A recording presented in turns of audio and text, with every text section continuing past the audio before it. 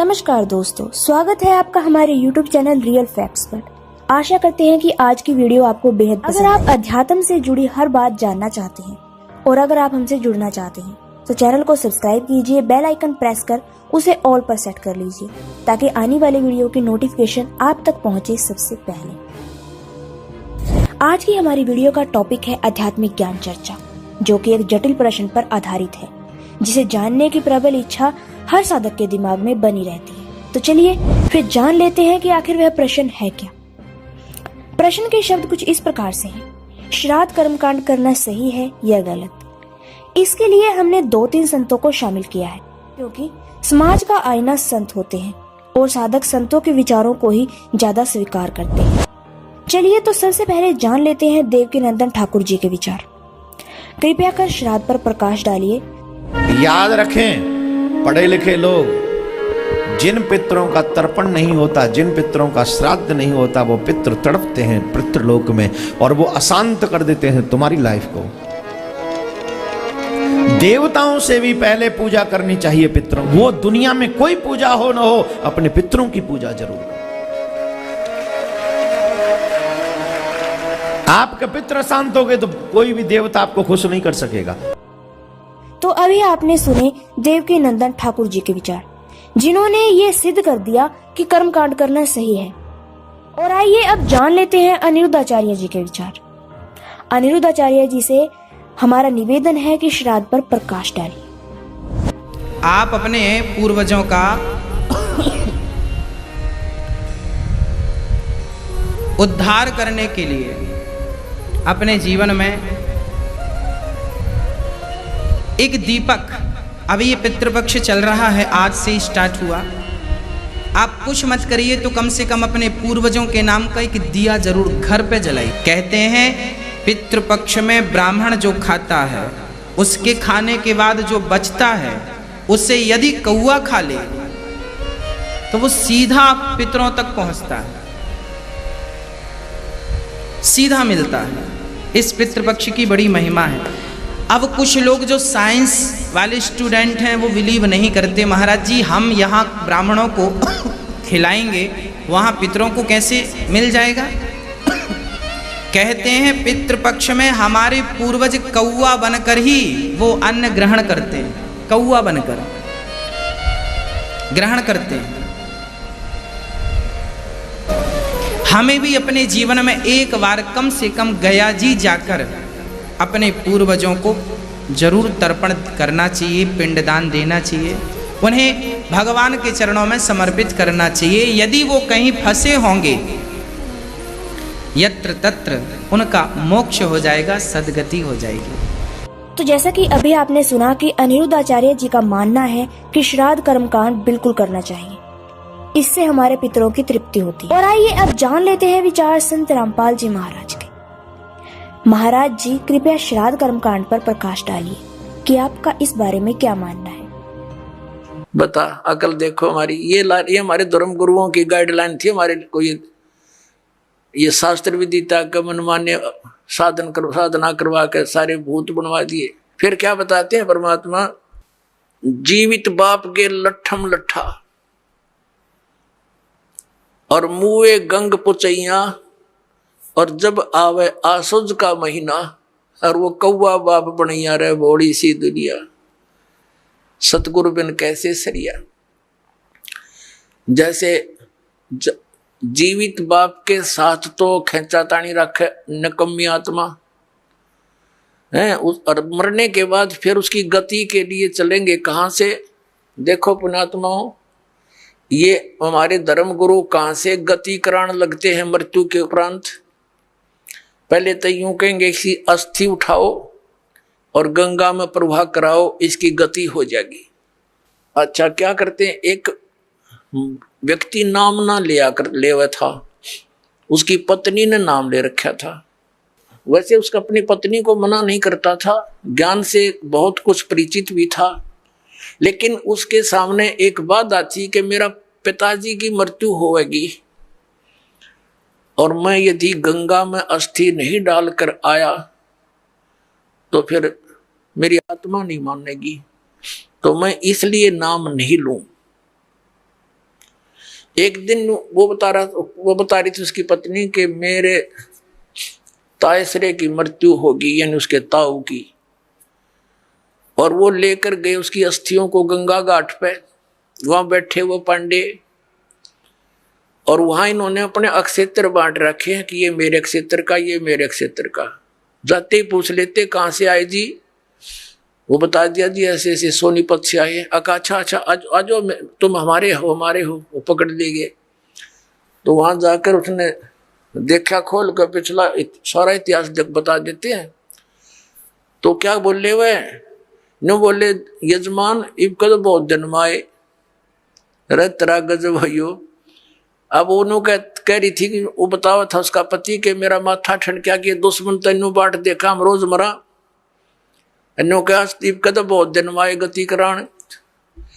तो वो कहने लगा उसके बाद मेरा वहां से मन हट गया कि वो तो हमारी सारा दिन जो है ना ये कुशोण मनावे हैं। अपने आत्माओं गति करवा दी, किस गति करवा दी कि गंगा में अस्थि डलवा दी, होगी गति। फिर कहें 13वीं करो। 13वीं किस लिए कि गति कराने खातिर। अच्छा वह 13वीं भी कर दी। फिर कहें अब इसके सरहद निकालो। पहले प्रत्येक महीने किया करते, फिर छठे महीने और बड़ा व्यवस्था करते थे, और फिर 1 वर्ष के बाद वो कंप्लीशन होता था, उसका समापन करते थे। 1 साल में पूरे वर्ष लगे रहते थे गति कराने। और फिर क्या करते हैं, परमात्मा कहते हैं प्रेत सिला पैजा बिराजे पितरों पिंड भराई। फिर पिंड भरवा दो, पितरों की मुक्ति हो जाएगी। परमात्मा क्या कहते हैं, जीवित बाप के लट्ठम लट्ठा हर मुए गंग पुचैया। और जब आया आसोज का महीना, कौआ बाप बनैया रे बोली सी दुनिया। अब फिर आगे श्राद्ध के समय आसोज का महीना। तो जिस तिथि को कोई घर का सदस्य मृत्यु को प्राप्त होता है तो हमारे धर्म गुरु वो तिथि नोट कर लेते हैं। आसोज के महीने में अमावस्या से लेकर पूर्णमासी तक उस किसी भी तिथि को मृत्यु होती है तो उस दिन विशेष कार्यक्रम करते हैं, श्राद्ध निकालते हैं। और सबसे पहले क्या करते हैं, वो बनाकर भोजन ऊपर रखते हैं छत पे, और उसी समय कौवे आकर खा जाते हैं। तो वो क्या कहते हैं हमारे धर्मगुरु, देखो भोग लग गए तेरे पिताजी, हो सकता कौआ बन रहे हो। अरे भले आदमियों, गति करान लागे थे, कौआ बना के छोड़ दिया। ये है इनके साधन। अब परमात्मा कहते हैं प्रेत सला पैजा बिराजे पितरों पिंड भराई। और बहुत सरहद खान को आए, काग बने कलमाही। आगे क्या बताते हैं, जय सतगुरु की संगत करते सकल कर्म कट जाई। अमरपुरी पर आसन होते जहां धूप ना छाई। अब क्या बताते हैं, जय सतगुरु की संगत करते, सतगुरु मिल जाते तो ये सारे कर्मों तो पीछा छूट जाता, ना श्राद्ध निकालने, ना भूत बनना, ना कौवे और पशु की योनियों में जाना। और फिर क्या होता, अमरपुरी पर, अमरपुरी जिस स्थान का कभी नाश ना हो, सतलोक सनातन परम धाम की प्राप्ति हो जा, जय सतगुरु मिल जा तो ये झंझट मिट जा सारे। और ये हमारे गुरुजी धर्म गुरु ने श्राद्ध तो वैसे निकालना चाहिए। इन्हें तो हमारे कर्म बिगड़वाने का ठेका ले रखा था। पुण्यात्माओं, पवित्र हिंदू धर्म के जो सदग्रंथ हैं, पवित्र 4 वेद और पवित्र श्रीमद् भगवत गीता, और 5वां वेद जो परमात्मा कबीर जी की वाणी जो उनके मुख कमल से बोला गया, उसमें कंप्लीट ज्ञान है, सभी सदग्रंथों का सारांश है। वो तो इनके हाथ नहीं लगा, क्योंकि उन्होंने इन संस्कृत के ज्ञाताओं ने वो तो रिजेक्ट कर रखा था। कबीर साहब की वाणी तो एक अशिक्षित की वाणी है, इस करके वो हमारे पास, हमारे तक नहीं आने दिया। तो इनमें जो पुराण हैं, ये पुराण क्या चीज है, ये 4 वेद, उन 4 वेदों का सारांश श्रीमद् भगवत गीता, लेकिन श्रीमद् भगवत गीता में कुछ अटकल युद्ध कराने के लिए इस काल भगवान ने लगाई है, वो अलग से दिखाई देती है। और जो वेदों से मेल खाता वो गीता जी का ज्ञान खरा है, बिल्कुल सत्य है, क्योंकि वो वेद ज्ञान गॉड गिवन है, परमात्मा का दिया हुआ है। तो हमने परमात्मा के आदेश का पालन करना है। और पुराण क्या है? ये ब्रह्मा जी द्वारा दिया गया ज्ञान, ब्रह्मा जी से सुना, फिर कुछ अन्य ऋषियों ने किसी और से सुना हुआ ज्ञान, वो सब खिचड़ी बना के पुराण बना दी। अब वेदों में इन श्राद्ध आदि कर्म कांड का निषेध है, और गीता जी में निषेध 9वें अध्याय के 25वें श्लोक में स्पष्ट किया है, भूत पूजने वाले भूत बनेंगे। ये देखिएगा, श्रीमद् भगवत गीता, गीता प्रेस गोरखपुर से प्रकाशित है, जयदयाल गोविंद का इसके अनुवादक है। अध्याय नंबर 9 का ये है, अध्याय नंबर 9 श्रीमद् भगवत गीता, श्लोक नंबर 25। देवताओं को पूजने वाले देवताओं को प्राप्त होंगे, पितरों को पूजने वाले पितरों को प्राप्त होते हैं, और भूतों को पूजने वाले भूतों को प्राप्त होते हैं, और मेरा पूजन करने वाले मुझको ही प्राप्त होते हैं। अब ये श्राद्ध कितना आगे फिर, अब आपको दिखाते हैं एक झलक पुराणों में क्या लिखा है। एक मार्कंडेय पुराण है। एक रुचि नाम के ब्राह्मण थे, ऋषि, और उसने वेदों को समझा पढ़ा। ये ज्ञानी आत्मा थे कि मनुष्य जीवन केवल मोक्ष प्राप्ति के लिए प्राप्त होता है, इसलिए उसने ना तो विवाह कराया, ब्रह्मचारी पद पर रहते हुए 40 वर्ष की उम्र हो गई थी, और अपना जंगल में वन में रहता था, कोई मकान झोंपड़ी भी नहीं डाल रखी थी। ये सोच करके मोक्ष प्राप्ति करानी है, क्या संग्रह करना है, 2 दिन का जीवन है।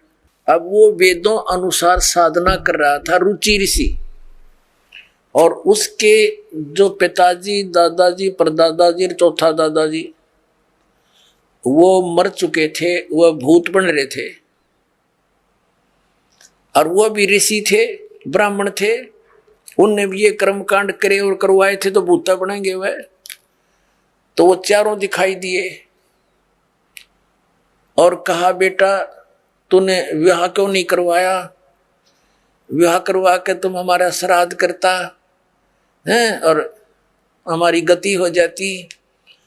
अब रुचि कहने लगा कि पितामहो, वेद में तो ये मना कर रखा है, ये श्राद्ध श्रुद्ध निकालना, ये कर्म कांड करना, ये तो मूर्खों का मार्ग है। और वो पितर भी कहते हैं, बेटा है तो ऐसा ही, इसमें कोई संदेह नहीं, मिथ्या नहीं है, सच्चाई है। लेकिन हमारा क्या होगा? एक तुम बाढ़ में जाओ, थारा क्या होगा? आप मरे, अरे पुत्र और मरवाने के लिए तैयार करे। या देखो मार्कंडेय पुराण, ये गीता प्रेस गोरखपुर से प्रकाशित है। गीता प्रेस गोरखपुर से प्रकाशित है। ये गीता प्रेस गोरखपुर से प्रकाशित है। ये 242 पृष्ठ पे संक्षिप्त मार्कंडेय पुराण, रोच्य मुनि की उत्पत्ति कथा। मार्कंडेय जी कहते हैं कि ब्राह्मण, पूर्व काल की बात है, प्रजापति रुचि ममता और अहंकार से रहित इस पृथ्वी पर विचरते थे। उन्हें किसी से भय नहीं था, वे बहुत कम सोते थे। उन्होंने न तो अग्नि की स्थापना की थी, न अपने लिए घर ही बना रखा था। वे एक बार भोजन करते और बिना आश्रम के ही रहते थे। उन्हें सब प्रकार की आसक्तियों से रहित एवं मुनिवर्ती में देख उनके पितरों ने उनसे कहा, ये देखिए ये चारों आगे भूत बन रहे, ये देखो, ये रुचि ऋषि है, ये इनके पहले बने हुए वो पंडित जी सारे भूत पूज का भूत बन गए। अब ये दिख गए इसने सारे इकट्ठे। पितर बोले, बेटा विवाह स्वर्ग और अपवर्ग का हेतु होने के कारण एक पुण्यमय कार्य है। ये तो इन पितरों के वचन हैं, ये तो पितरों के वचन है जो अपनी सलाह दे रहे हैं। अब देखना, उसे तुमने क्यों नहीं किया? ग्रस्त पुरुष समस्त देवताओं, पितरों, ऋषियों और अतिथियों की पूजा करके पुण्यमय लोकों को प्राप्त करता है। वह सभा के उच्चारण से देवताओं को शब्दा शब्द से पितरों को तथा अन्नदान बलि वैष्णदेव आदि से भूत आदि प्राणियों एवं अतिथियों को उनका भाग समर्पित करता है। बेटा, हम ऐसा मानते हैं कि गृहस्थ आश्रम को स्वीकार न करने पर तुम्हें इस जीवन में कलेश पर कलेश उठाना पड़ेगा तथा मृत्यु के बाद और दूसरे जन्म में भी कलेश ही भोगना पड़ेगा। रुचि ने कहा, पितरगण, परिग्रह मात्र ही अत्यंत दुख एवं पाप का कारण होता है तथा उसे मनुष्य की अधोगति होती है, उससे मनुष्य की अधोगति होती है। यही सोचकर मैंने पहले से त्रि संग्रह नहीं किया। अब यहां देखो, पितर बोले, बेटा, जितेंद्रिय होकर आत्मा का प्रक्षालन करना उचित है, किंतु तुम जिस मार्ग पर चल रहे हो वह मोक्ष मार्ग है। बता, इसने तो घटिया मान रहे मोक्ष मार्ग ने कि तुम जो कर्म कर रहे हो जिस मार्ग पर चले तो मोक्ष मार्ग है। हरिभ हम बतावांगे पितृवृंद का मार्ग। देखिए, रुचि ने पूछा, पितामहो, वेद में कर्म मार्ग को अविद्या कहा गया है। जो तुम सलाह दे रहे हो वो कर्म कांड, श्राद्ध श्रूद निकालना, पितृ पूजना, वो तो मूर्खों की विद्या, अविद्या का है, मूर्खों का सलाह कही है। फिर क्यों आप लोग मुझे उस मार्ग में लगाते हैं? पितर भी कहते हैं, पितर बोले, यह सत्य है कि कर्म को अविद्या ही कहा गया है, इसमें तनिक भी मिथ्या नहीं। फिर थारा सर बच गया, फिर क्या रह गया? बता भाई, ये हमारे पुराणों में लिखा है। अब इस बात को पितर भी मानते हैं। आप जो साधना करें तो मोक्ष मार्ग है, और आप फिर उसको सलाह दे रहे हैं भूत पूज, श्राद्ध निकाल, ब्याह करवा, अरे यो नरक मार्ग है। और आप भी मानते हैं कि आप जो मार्ग अपना रहे हो तो मोक्ष मार्ग है। और रुचि कहता है वेद के अंदर तो इसको अविद्या, मूर्खों की साधना बताइए, तो पितर भूत पूजना, श्राद्ध निकालना, और पितर स्वीकार भी कर रहे हैं, कहा ऐसा ही है, इसमें कोई मिथ्या नहीं। फिर ये बकवाद घट रखी, अगर ऐसा कर लो, पितर ऐसा कर देते हैं, पितर पुत्र दे देते हैं, टट्टू दे देते हैं, अपा भूखे मरे। बतावे हम मूर्ख बना रखा है।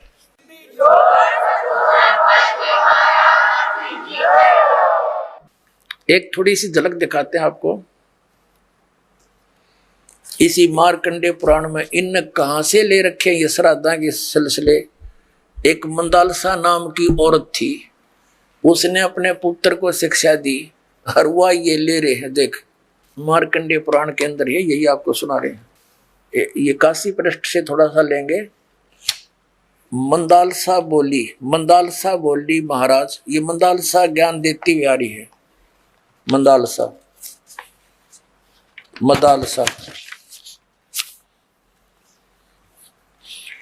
ये 82 पृष्ठ पे संक्षिप्त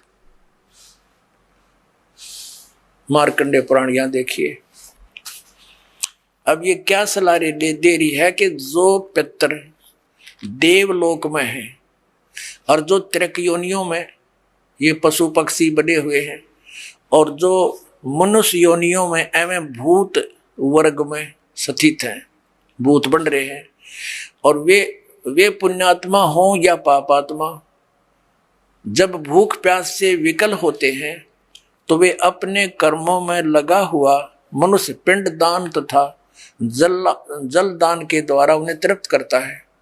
इसी तरह वह देवताओं और अतिथियों को भी संतुष्ट रखता है। देवता, मनुष्य, पितर, भूत, प्रेत, गोहक, पक्षी, कृमि और कीट आदि भी मनुष्यों से ही जीविका चलाते हैं। अब ये क्या बता रही है कि चाहे तो वो जो पितर देवलोक में हैं, जो त्रिक योनियों में पड़े हैं, और जो मनुष्य योनियों में यानी भूत आदि पितर पैतर बन रहे हैं, वे पुण्यात्मा हो या पापात्मा, सब भूखे प्यासे मरते रहते हैं। तो वो टट्टू देवलोक में हुए, भूखे मरते प्यासे मरे। अब क्या बताते हैं आगे,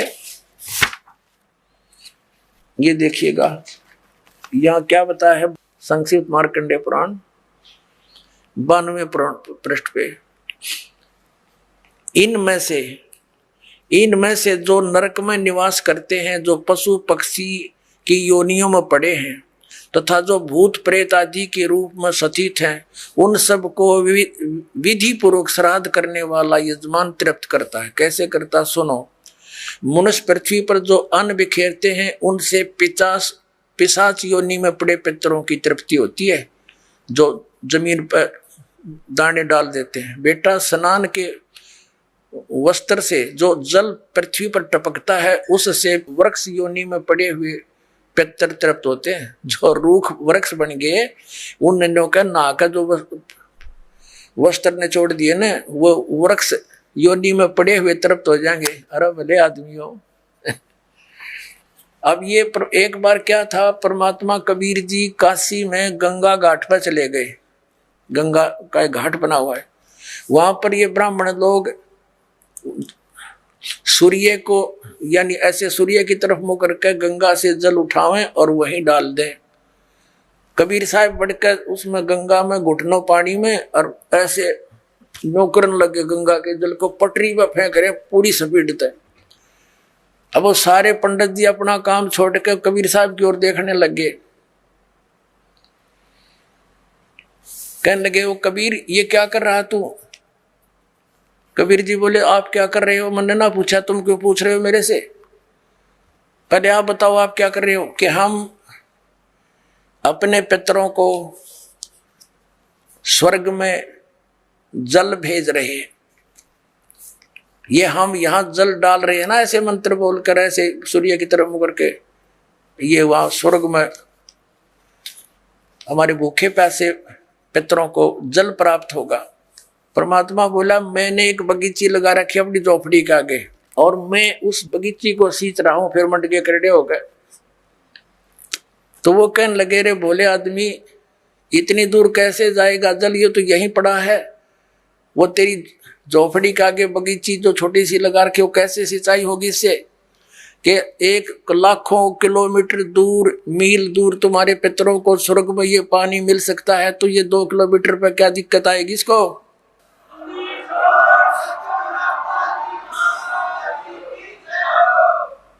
तो उनकी चौंध टूट गई। पंडित जिया ने फिर अपना गलती स्वीकार की, माल की शरण ग्रहण करी। अपने आत्माओं, वही यहां ये सिस्टम है। देखो, अब देखो इनके आगे फिर मार्कंडे पुराण हम पढ़ रहे हैं 92 पृष्ठ पे, 92 पे। उससे वृक्ष योनि में पड़े हुए पितर तृप्त होते हैं। अच्छा, वृक्ष तो है इतना बड़ा और पानी निचोड़ा कपड़े का उड़ा गंगा के किनारे, बताओ वृक्ष कैसे तृप्त होगा? उसमें तो बाल्टी भर गिरनी पड़ेगी। तो किसी मूर्ख बना रखे हैं। देखो, और नहाने पर अपने शरीर से जो जल के कण इस पृथ्वी पर गिरते हैं उनसे उन पितरों की तृप्ति होती है जो देव भाव को प्राप्त हो रहे हैं। देखो इनकी अकल। कहते नहाने के बाद जो छींटे छाटे पृथ्वी पर पड़ते हैं ना, वो जो देवता बन गए उन पितरों की तृप्ति होती है। वो टट्टू देवता बन गए, जब इसे पानी तो छकेंगे उड़ा हुआ अकल बना मार रखी मारी। देखो देखो, नहाने पर अपने शरीर से जल के कण इस पृथ्वी पर गिरते हैं ना, उनसे उन पितरों की तृप्ति होती है जो देव भाव को प्राप्त हुए हैं, जो देवता बन रहे हैं। और पिंडों के उठाने से वो पिंड भरवाते हैं, अन्न के कण पृथ्वी पर गिरते हैं ना, उनसे पशु पक्षी योनियों में पड़े हुए पितरों की तृप्ति होती है। बता वो पशु योनि में की तो भैंस बन के खड़ी होगी, उनकी वह माई या दादी ताई काकी है, और उड़ा वह कण गिरे पृथ्वी पर कीता है। वह भैंस तो उड़े एक टोकरा ने भूस खावा डेली, एक कण ते क्यों कर छिकेगी वह है तेरा कैसे भाई? देखी से मूर्ख बना रखा।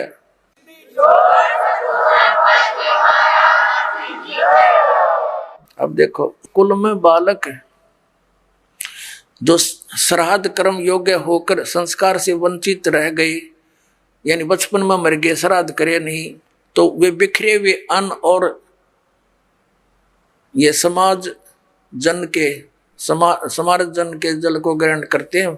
ब्राह्मण लोग भोजन करने के बाद हाथ मुंह धोते हैं और चरणों का प्रक्षालन करते हैं। तो उस जल से भी अनन्य पितरों की तृप्ति होती है। बेटा, उत्तम विधि से श्राद्ध करने वाले पुरुषों के अन्य पितर यदि दूसरी योनियों में चले गए हों तो भी श्राद्ध से उन्हें बड़ी तृप्ति होती है। अनन्य उपार्जित धन से जो श्राद्ध किया जाता है उससे चंडाल आदि योनि में पड़े पितर तृप्त होते हैं।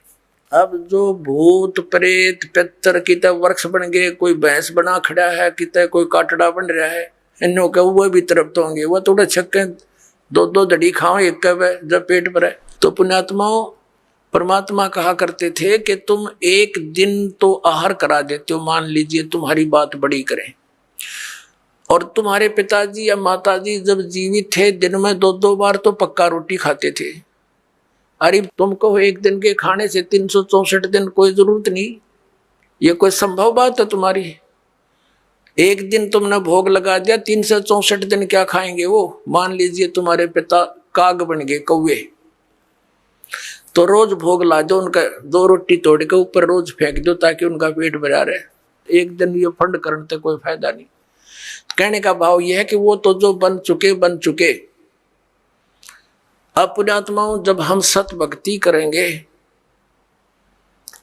और इस साधना के करने से आपके जो पितृ भूत प्रेत आदि बने हुए हैं, और चाहे वो किसी योनि में है ये पितृ वाली सिस्टम में, तो उनकी भी मोक्ष हो जाएगा आपकी भक्ति करने से।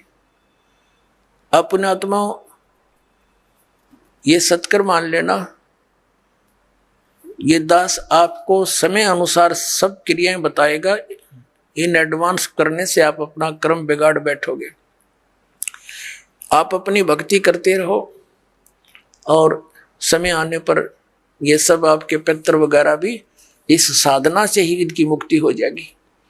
अब क्या होता है, जैसे इन्हीं पुराणों में लिखा है कि 1000 ब्राह्मण भोजन कर रहे हों, जैसे इन्होंने पितरों की और भूतों की श्राद्ध की वो विधि बता रखी है। पितरों के लिए भोजन कराओ ब्राह्मणों को तो ऑड नंबर में हो, जैसे 1, 3, 7 यानी 5, 7 ऐसे हो, और बाकी इवन नंबर में हो, ऐसी संख्या में जमाने चाहिए। और इसी विष्णु पुराण में लिखा है कि 1000 ब्राह्मण जिमते हो, भोजन कर रहे हो, और उनके सामने एक योगी माने भगत, सच्चा भगत, सत्साधक, सत साधना करने वाला परम अक्षर परमात्मा का जो साधक है वो वास्तव में भगत योगी होता है। योगी का अर्थ ये नहीं ये पेट का पानी हला के दिखा दे और आसन उसन कर रहा हो ना, ये योगी नहीं। ये तो एक वो है अपनी, समझ लो ये प्राकृतिक चिकित्सक कह सकते हैं, वो योगी है। योगी का अर्थ होता है भक्त, परमात्मा से मिलने की जो कोशिश कर रहा है वो योगी है, भक्त यानी सच्चा साधक। ये देखिएगा श्री विष्णु पुराण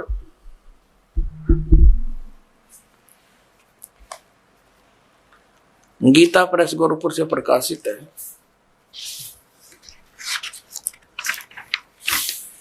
इसके अनुवादक हैं मुनीलाल गुप्त। ये गीता प्रेस गोरखपुर से प्रकाशित है। ये है अध्याय 16 और तृतीय अंश और पृष्ठ नंबर 213 पर। यहां पर लिखा है, हे राजन, श्राद्ध करने वाले पुरुष से विश्व देवगण, पितृगण, मातामह और कुटुंबी जन सभी संतुष्ट रहते हैं। हे भूपाल, पितृगण का आधार चंद्रमा है और चंद्रमा का आधार योग है, भक्ति, और इसलिए श्राद्ध में योगी जन को नियुक्त करना अति उत्तम है, यानी सत साधक को। हे राजन, यदि श्राद्ध भोजी एक सहस यानी 1000 ब्राह्मणों के सम्मुख एक योगी भी हो तो वह यजमान के सहित उन सब का उद्धार कर देता है, यानी ब्राह्मणा का भी, हर योगी का भी और उनका यजमान का भी, सबका उद्धार कर देता। पितरों की तो बात छोड़े।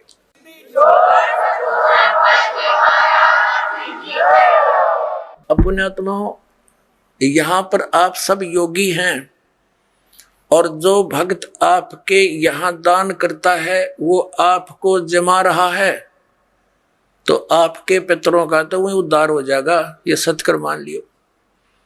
ये इतना गजब का मार्ग है जो हमारे प्राणों, जो सत्य है वो तो इन्होंने ग्रहण की नहीं, इन्होंने असत्य ग्रहण कर ली। अब पुण्यात्माओं, जैसे वेद, आपने रुचि ऋषि की कथा में देख लिया मार्कंडेय पुराण में कि वेद में इसको अविद्या कहा है, इन कर्म कांड को। और पितर भी मानते हैं क्योंकि वह भी ब्राह्मण थे, ऋषि थे। अरे वो नो कहे हमारी दुर्गति हो जाएगी, जय दूसरा आदमी निकालेगा। अब जैसे एक श्रद्धालु कहता है कि जैसे हमारे पिताजी दिखाई दे जा और वो कहें बेटा श्राद्ध निकाल दे, तो हम क्यों नहीं निकालेंगे, निकालना तो पड़ेगा। कोई बात है या? अपनात्माओं, उसका तरीका है। जैसे किसी का बालक और कुएं में गिर गया,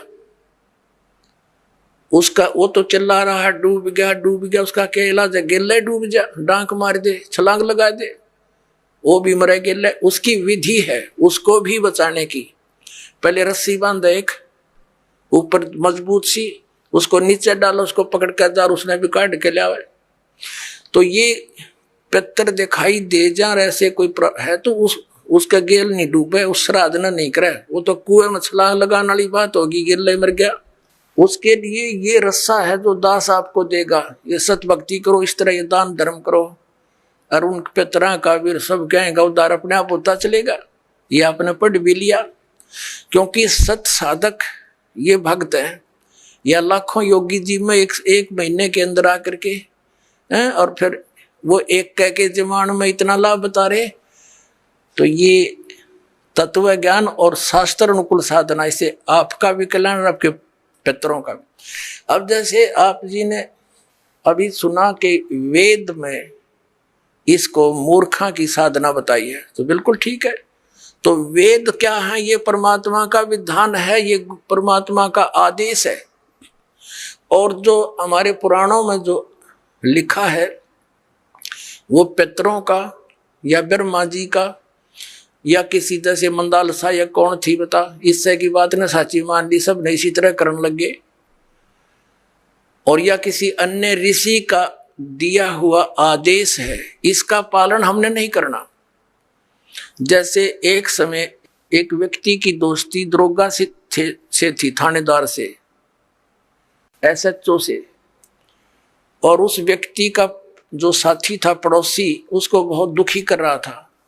उसने अपने मित्र दरोगा जी से कहा कि भाई दरोगा जी, ऐसे ऐसे मेरा पड़ोस में है, साथ वाला मकान में, बहुत परेशान करता है, सारा कुछ कह लिया, पंचायत भी कर ली, नहीं मान रहा, क्या करूं?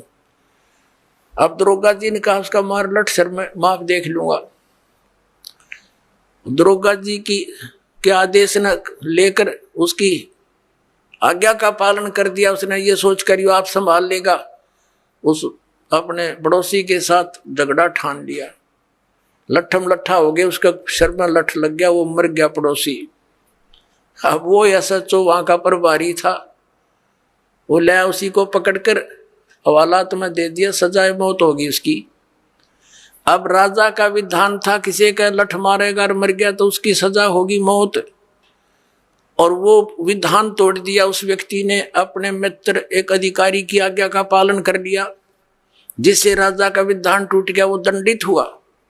इसी प्रकार इन पुराणों में लिखा हुआ जो आदेश है, ये दरोगा जी का समझ लो इन पुराणों में। और वेदों में संविधान समझो भगवान का संविधान अगर तोड़ दिया इन दरोगा जी के कहने से, पुराणों के या इन नकली धर्म गुरुओं के कहने से, इन शास्त्र विरुद्ध साधना कराने वाले आचार्य और शंकराचार्यों के आदेश से हमने ये क्रिया कर ली, तो हम दंडित होंगे, हम पितर ही बनेंगे, यानी मौत की सजा मौत की मिलेगी। तो ऐसी गलती हम तो ना करें भाई। और करियो भी मत। तो ये सतलोक आश्रम आपके लिए उन सब धामों और तीर्थों का काम करेगा। यहाँ आओ, अपना कल्याण करवाओ। बोलो सतगुरुदेव।